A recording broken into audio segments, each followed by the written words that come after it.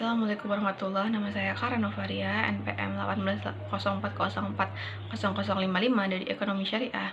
Jadi di sini saya akan mempresentasikan tentang mikro dan makroekonomi dan tafsir ayat dan hadis. Selanjutnya ada manajemen keuangan syariah. Baik, ada mikroekonomi dan makroekonomi, di mana yang pertama itu ada perbedaan antara mikroekonomi dan makroekonomi. Jadi kalau mikroekonomi itu adalah cabang dari ilmu ekonomi yang mempelajari perilaku konsumen itu seperti nilai guna, pilihan, permintaan, dan elastisitas. Jadi ilmu ini tuh mempelajari tuh lingkup yang lebih kecil. Selanjutnya itu ada makroekonomi, di mana makroekonomi itu menjelaskan tentang perubahan ekonomi yang mempengaruhi banyak masyarakat, perusahaan ataupun pasar. Jadi ilmu ini tuh lingkupnya lebih luas dibandingkan mikroekonomi. Lalu yang kedua itu ada perbandingan ekonomi mikro, konvensional, dan Islam. Jadi ekonomi mikro konvensional adalah teori ekonomi yang kaitannya itu dengan kebebasan bergerak ke arah menuju pasar bebas, dan sistem ekonominya itu berpaham perdagangan bebas dalam era globalisasi yang bertujuan menghilangkan kebijakan ekonomi. Terus sedangkan ekonomi mikro Islam itu merupakan bagaimana sebuah keputusan diambil oleh tiap unit ekonomi dengan memasukkan batasan-batasan syariah sebagai variabel utamanya. Lalu yang ketiga itu ada indikator makroekonomi.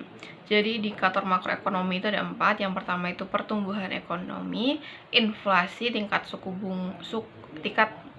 bunga surat negara atau SUN, nilai tukar rupiah. Yang keempat itu ada pengertian uang. Secara garis besar, uang itu diartikan sebagai sebuah alat tukar yang berlaku dan dapat diterima oleh umum. Uang sendiri itu bisa berbentuk benda atau yang lain dengan cara diterima oleh masyarakat dalam satu wilayah tertentu untuk memproses pertukaran baik barang maupun jasa. Selanjutnya yang kelima itu ada konsep uang dalam ekonomi Islam. Jadi dalam ekonomi Islam itu konsep uang itu merupakan barang kepunyaan umum atau barang public property, dimana dengan kata lain itu konsep uang itu adalah konsep mengalir atau flow konsep, bukan stop konsep yang mengendap, yang berarti adalah milik kepemilikan individu. Lalu yang keenam itu ada kebijakan ekonomi konvensional dalam mengatasi inflasi. Yang pertama itu ada kebijakan fiskal dengan meningkatkan tarif pajak, mengurangi pengeluaran dari pemerintah, dan melakukan pinjaman. Terus kebijakan uang bisa dilakukan dengan menambah ataupun mengurangi jumlah uang yang beredar di pasaran gitu. Yang kedua itu melakukan kebijakan operasi pasar terbuka. Kebijakan ini tuh biasanya dilakukan dengan cara mengendalikan jumlah uang yang beredar di pasaran. Selanjutnya yang ketujuh itu ada kebijakan ekonomi Islam dalam mengatasi inflasi. Jadi inflasi itu dibagi menjadi 2 berdasarkan sebabnya, yaitu natural inflation atau bencana alam, dan human error atau korupsi administrasi yang buruk, pajak yang berlebihan, dan peningkatan siklus mata uang atau fulus. Yang ke-8 itu ada kebijakan moneter dalam Islam. Kebijakan moneter Islam itu harus bebas dari unsur riba dan bunga bank. Terus yang ke-9 ada bentuk kebijakan fiskal. Bentuk kebijakan fiskal itu ada 3. Yang pertama itu membuat perubahan pada pengeluaran pemerintah. Yang kedua itu membuat perubahan pada sistem pemungutan pajak, dan yang ketiga itu membuat perubahan secara serentak baik dalam pengelolaan pemerintah ataupun sistem pemungutan pajaknya.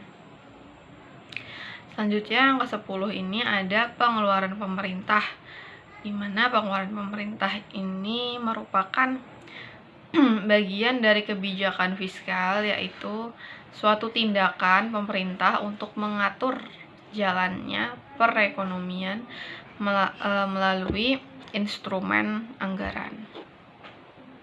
Selanjutnya yang ke-11 ada utang negara, di mana utang negara ini adalah utang yang diterbitkan atau dijamin oleh pemerintah suatu negara sebagai utang luar negeri. Baik, yang selanjutnya saya akan menjelaskan tentang tafsir ayat dan hadis ekonomi.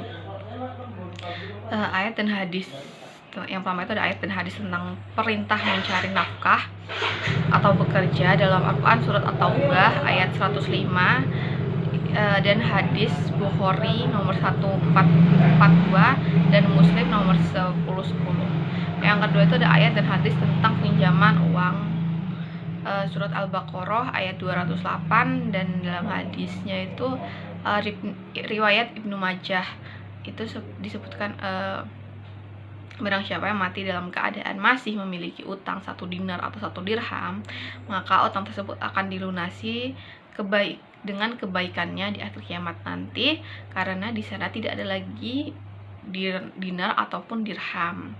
Hadis riwayat Ibnu Majah. Yang ketiga ada ayat dan hadis tentang sewa ijarah dan gadirahan.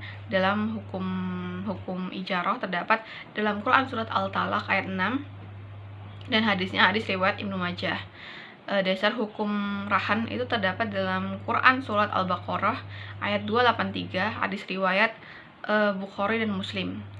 Selanjutnya yang keempat itu ada ayat dan hadis tentang riba, di mana diatur dalam Quran surat Al-Baqarah ayat 275 dan hadis Ibnu Abi Dunya. Selanjutnya kita akan bahas tentang manajemen keuangan syariah.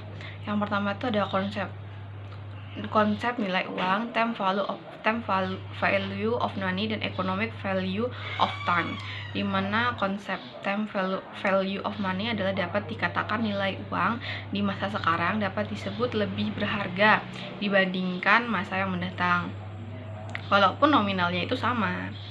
Yang kedua itu adalah hubungan rasio keuangan dengan kinerja keuangan bank. Yang pertama itu ada rasio likuiditas, yang kedua itu ada rasio solvabilitas, yang ketiga itu rentabilitas, dan yang keempat itu rasio aktivitas. Yang ketiga itu ada return, resiko, dan portofolio investasi. Return adalah perubahan harga atas sebuah investasi setelah beberapa periode waktu gitu. Resiko adalah potensi terjadinya sesuatu yang berdampak buruk bagi diri sendiri ataupun suatu entitas usaha. Terus portofolio adalah kumpulan dokumen yang tulisannya yang tersusun rapi dan menarik. Selanjutnya yang keempat itu ada surat berharga, kebijakan dividen, dan instrumen likuiditas bank syariah, di mana surat berharga itu atau commercial paper ini adalah sebuah dokumen yang memiliki nilai uang yang diakui gitu, dan juga dilindungi oleh hukum untuk kepentingan transaksi perdagangan, pembayaran, penagihan, atau sejenis lainnya. Selanjutnya ada kebijakan dividen, di mana merupakan keputusan apakah laba yang diperoleh perusahaan pada akhir tahun akan dibagi dengan pemegang saham dalam bentuk dividen atau akan ditahan untuk menambah modal guna pembiayaan investasi di masa yang akan datang. Selanjutnya yang itu ada selama ini alat untuk manajemen likuiditas itu dalam bank syariah itu adalah PUAS, pasar uang antara bank syariah dengan akad wadiah. SIMA itu sertifikat mudoroba antara bank syariah, dan SWBI surat wadiah Bank Indonesia juga dengan akad wadiah. Selanjutnya yang kelima itu ada manajemen resiko pada bank syariah, resiko kredit, resiko pasar, resiko likuiditas, resiko operasional, resiko hukum, resiko reputasi, dan yang terakhir itu ada resiko strategik. Sekian yang dapat saya sampaikan, kurang lebihnya saya mohon maaf. Wabillahi taufiq wal hidayah. Wassalamualaikum warahmatullahi wabarakatuh.